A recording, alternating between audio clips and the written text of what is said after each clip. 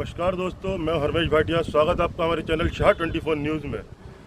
दोस्तों आइए आपको रामपुर से आज एक बड़ी खबर दिखाते हैं। रामपुर में मोदीपुर होटल में उत्तराखंड के वरिष्ठ कैबिनेट मंत्री सतपाल महाराज ने सत्संग में भाग लिया और यहां पे प्रवचन भी दिया। आइए दिखाते हैं आपको सतपाल महाराज से ही एक खास रिपोर्ट अपने चैनल पे। देखिए हमारे साथ।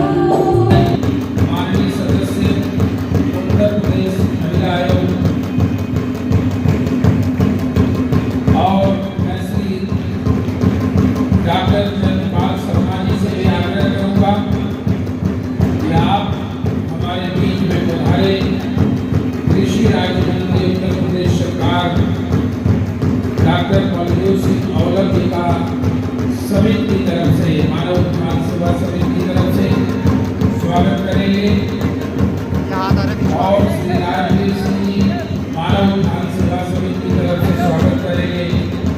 श्री सूर्य प्रकाश पाल जी जो माननीय उपाध्यक्ष पिछड़ा वर्ग आयोग उत्तर प्रदेश है, और श्री मुरारी लाल जी माननीय सदस्य उत्तर प्रदेश महिला आयोग सुनीता सैनी जी हैं, उनका भी स्वागत करेंगे।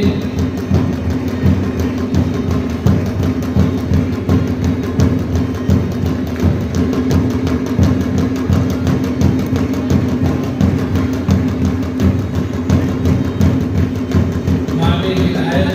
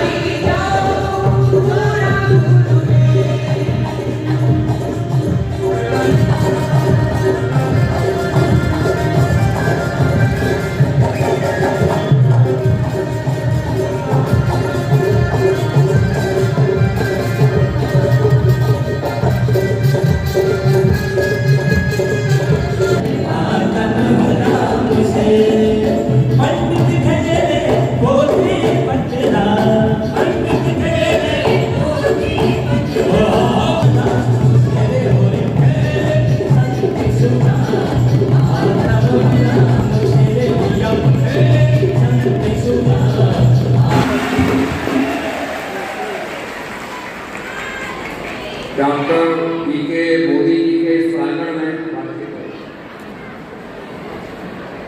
डॉक्टर सुमन तोमर जी जो यहाँ उपस्थित हैं और सभी प्रेमी भक्तगण, पत्रकार बंधुओं, महात्मा तथा भाइयों, आज आपके रामपुर में आश्रम का भी लोकार्पण हुआ। इसकी तैयारी आप बहुत समय से कर रहे थे। ये हमारी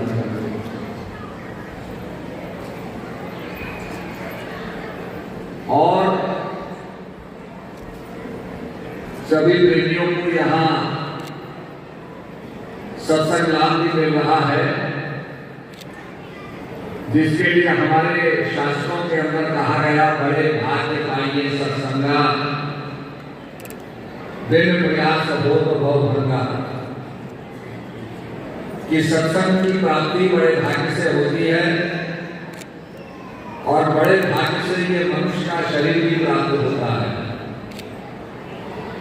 तो आप एकाग्रचित्त से सुनेंगे,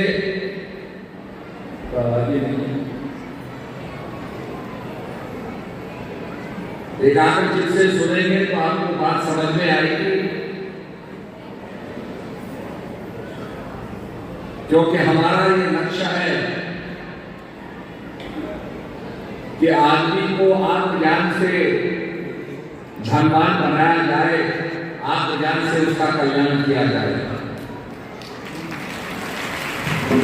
अभी अभी प्रयागराज के अंदर कुंभ मनाया गया।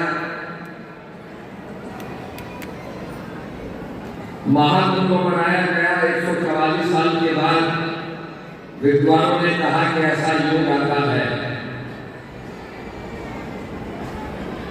हमारे उत्तराखंड से भी हमने गंगा के अंदर बहुत सा जल प्रभावित किया, एक्स्ट्रा जल प्रभावित किया, जिससे कि लोगों को प्रयागराज में आचमन करने में और स्नान करने में कोई दिक्कत ना हो। 67 करोड़ जनता वहां पर एकत्रित हुई और सारी दुनिया ने माना that it was the biggest congregation in the world, दुनिया का सबसे बड़ा मेला हमारा महाकुंभ हो गया। उत्तर प्रदेश के मुख्यमंत्री माननीय आदित्यनाथ योगी जी ने बड़ा सुंदर प्रबंध किया। हमारा भी वहां कैंप लगा था जिसमें वो पधारे थे, और जब उनको पता चला कि दिन में 1 बजे से 8 बजे तक हम प्रतीक्षा कर रहे थे, तो अपार जन समुदाय को देख करके उन्होंने कहा कि असली अमृत कुंभ तो यही है।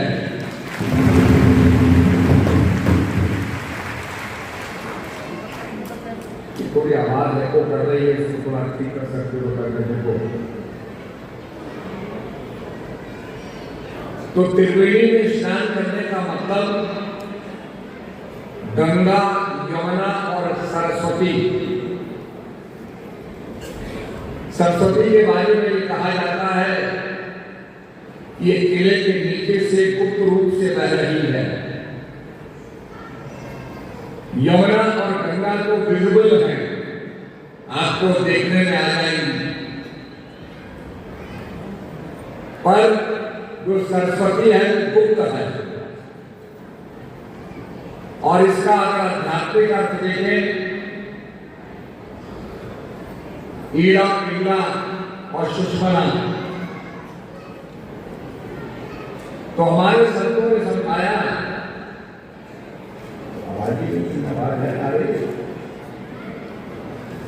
हमारे संतों ने समझाया कि अगर आप गंगा और यमुना के किनारे पर बैठ करके सत्संग को सुनेंगे, आध्यात्मिक चिंतन वाले संतों का सत्संग सुनेंगे, उनके अमृत वचनों को सुनेंगे, उससे आपके अंदर जो ज्ञान प्रकट होगा, जो इनलाइटनमेंट होगा, वही सरस्वती है। The knowledge is सरस्वती, ज्ञान ही सरस्वती है। तो ये बात तब समझ में आती है जब हम महापुरुषों के वचनों को सुनते हैं, सत्संग को सुनते हैं। सुन समझहि जन मुदित मन, मज्जहि अति अनुराग, लह चार फल अचत तनु, साधु समाज प्रयाग। साधु संतों का जो प्रयागराज है, जिसको प्रसाद जी महाराज ने कहा ये जंगम तीर्थ है, राम भक्ति जहां सुर सरि धारा, सरसई ब्रह्म विचार प्रचारा। महापुरुषों का तो जंगम तीर्थ होता है, चलता फिरता प्रयागराज होता है। तो जहां जहां महापुरुष जाते हैं, ज्ञान की रोशनी देते हुए जाते हैं, प्रकाश करते हुए जाते हैं, अज्ञान को समाप्त करते हुए जाते हैं, और जो ज्ञान के इच्छुक होते हैं। कथा यह आती है कि देवता और दानव आपस में लड़ रहे थे। टू फोर्सेस को फाइटिंग। तो ऋषि मुनियों ने कहा, भाई लड़के का है वो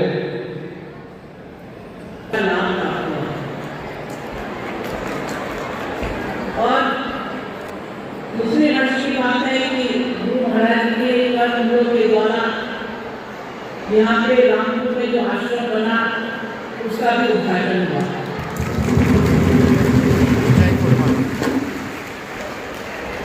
बहुत लंबा समय लगा आश्रम बनने में, लेकिन जब आश्रम बना तो एक बहुत भव्य सुंदर आश्रम बना। इसलिए कहावत कही गई है कि देर आए दुरुस्त आए। समय भला लगा, देर लगी, लेकिन एक अच्छा आश्रम बन के तैयार हुआ। कभी भाई की महात्मा जी और प्रेमी भक्तों की जो मेहनत थी वो सफल हुई, उनकी मेहनत रंग लाई और आश्रम जब तैयार हुआ तो फिर गुरु महाराज जी को भी वहाँ स्वतः आना ही पड़ता है। अभी देखो जैसे गुरु महाराज जी बता रहे थे, आप लोग भी कुंभ में गए होंगे, यहाँ पे बहुत से जनता बैठी, उसमें से बहुत से लोग गए होंगे, क्योंकि लाखों लाख प्रेमी भक्त वहाँ पे प्रयागराज में पहुंचा था। 3 दिन का वहाँ सत्संग का आयोजन था और वहाँ पे जब वहाँ के मुख्यमंत्री योगी आदित्यनाथ जी भी आए तो जब उन्होंने इतनी अपार भीड़ को देखा तो भी आश्चर्यचकित हो गए और उन्होंने अपने भाषण में कहा कि एक कुंभ तो वहाँ है और एक कुंभ महाराज जी के प्रांगण में हो रहा है। भक्त समाज वहाँ पे पहुंचा हुआ था। फिर उसके बाद महाराज जी नेपाल गए। नेपाल अतरिया में वहाँ भी आश्रम का उद्घाटन था। विभू जी काठमांडू में शिवरात्रि के प्रोग्राम के लिए गए। वहाँ पर उन्होंने दिल्ली में एक आश्रम का एक बहुत बड़ा आश्रम बना, उसका उद्घाटन किया। महाराज जी ने नेपाल में 3 आश्रमों का उद्घाटन किया। एक विभू जी ने कैदी में किया और एक हम लोग यहाँ बांधू में किया। तो आश्रमों की एक जो है बौछार सी आ रखी है, जगह जगह आश्रमों का निर्माण हो रहा है और वहाँ पे जब आश्रमों का निर्माण होता है तो संत महात्मा वहाँ पे रहते हैं और जब संत महात्मा रहेंगे तो संतों का संग आप लोगों को मिलेगा। महाराज जी के एक यही प्रयास रहता है कि भारत ही नहीं बल्कि विश्व के कोने कोने में आश्रमों का निर्माण हो, जिससे कि वहाँ की जनता को सत्संग का लाभ मिले, साधु संतों का लाभ प्राप्त हो। और जब हम साधु संतों के संग में आएंगे तो हमारे अंदर भी जिज्ञासा उत्पन्न होगी कि हम भी उस ज्ञान को प्राप्त करें जिसके बारे में महान पुरुष बताते हैं, योगी लोग बताते हैं, संत लोग बताते हैं। और जब हम उस ज्ञान को प्राप्त करेंगे तो हम अपने जीवन को संवारेंगे, अपने जीवन का कल्याण करेंगे। हम तो अपने जीवन का कल्याण करेंगे ही करेंगे, साथ में हम अपने आने वाली पीढ़ी, अपनी भावी पीढ़ी, अपने जो छोटे छोटे बच्चे हैं उनके जीवन को भी संवारेंगे।